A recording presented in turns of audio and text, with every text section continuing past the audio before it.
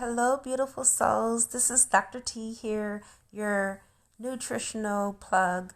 I want to talk to you guys about fertility and what foods and herbs you can actually take to regulate your hormones and your menstrual cycle.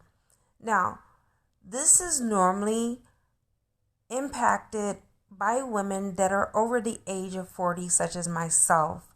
I still to this day come on my period very regular. It's on time every single month. Sometimes it even comes a day or two early, but I am never late. I'm like on my menstrual like clockwork.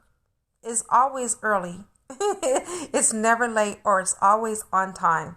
And the reason why is because the way that I eat, the foods that I have in my diet. If you can see, you see two papayas and you see a cantaloupe here.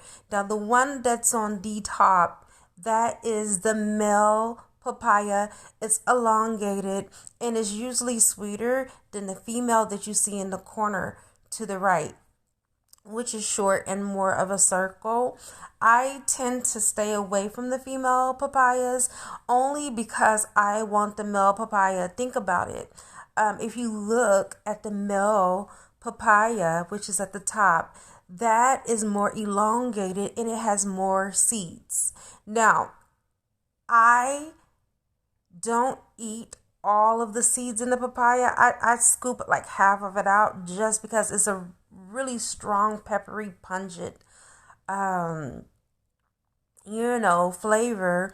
But if you would like to make it better, you can take all of those seeds out and you can dehydrate it in your oven on 175 for about 10 hours and put them on like a parchment paper and let them continue to dry out. And then you can put it like in a pepper grinder, or you can blend it up in a blender if you have a really high-tech blender, and use that as your black pepper. It also gets rid of the seeds, fibroids, and cysts. If you can eat about 4 cups of this papaya a day, you will never have problems with cysts. You'll never have problems with your hormones or anything like that because it regulates your reproductive system. And just going a little bit further, all right, it cleanses the womb.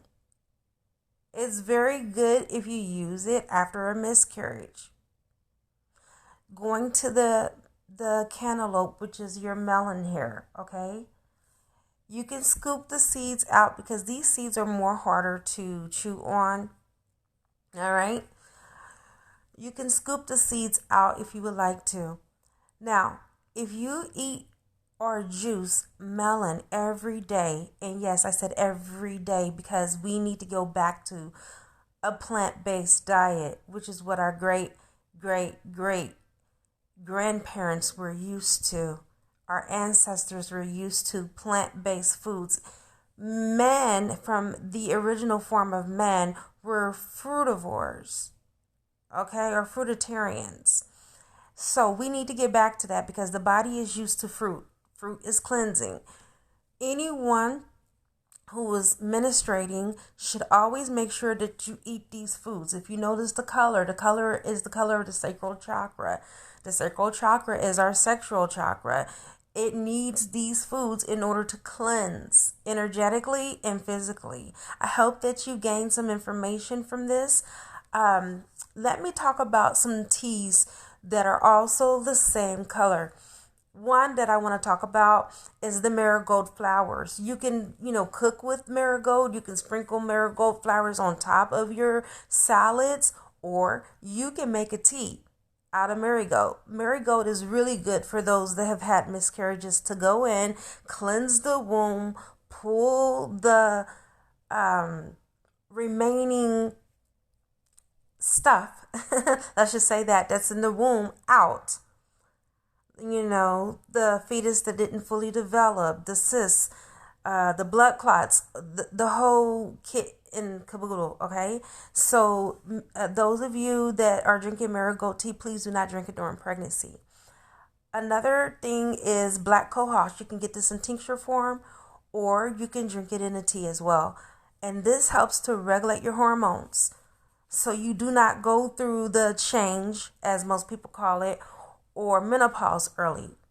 I will suggest that to anyone that's over the age of 40 for sure. If you're still wanting to keep your menstruation and you still want to become pregnant, then black cohosh is your best friend.